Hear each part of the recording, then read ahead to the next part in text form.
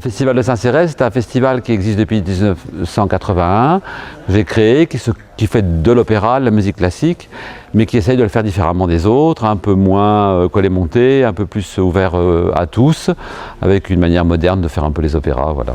Et puis du coup, quand on fait par exemple l'Offenbach, le Voyage dans la Lune, là, on a beaucoup plus de gens locaux. Moi j'ai vu des gens qui venaient de la campagne, parce que c'est plus facile d'abord. Donc on essaie de travailler sur un programme où on peut avoir à la fois du très grand public, du public populaire et varié, et en même temps des choses pointues.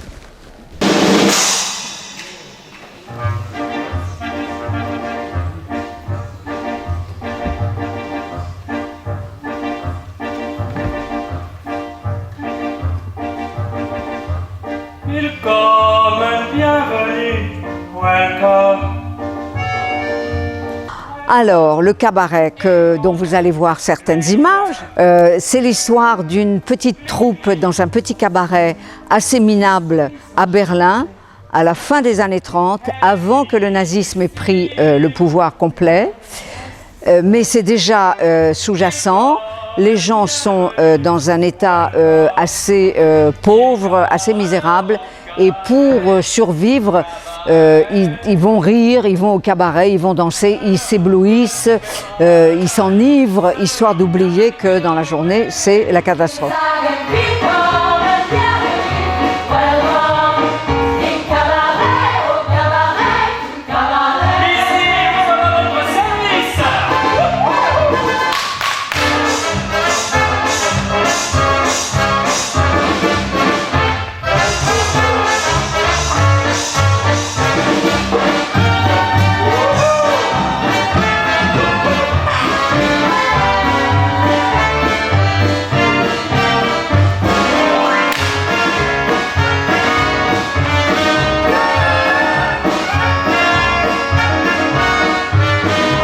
Cabaret, c'est un film célèbre qui était de Bob Fosse avec les Aminelli. En fait, ce qui était très intéressant dans le sujet, c'est que c'est 1930, Berlin, tout le monde s'amuse. Et dans cet amusement, un peu comme tout le monde met la tête dans le sable, personne ne voit qu'il y a des horreurs politiques qui se mettent en place. Voilà. Et donc la pièce raconte ça.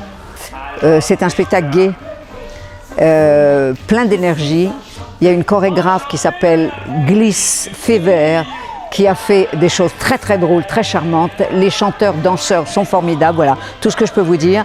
China Moses qui joue la jeune anglaise qui vient chanter dans ce cabaret à Berlin où elle croit qu'elle va pouvoir faire une carrière.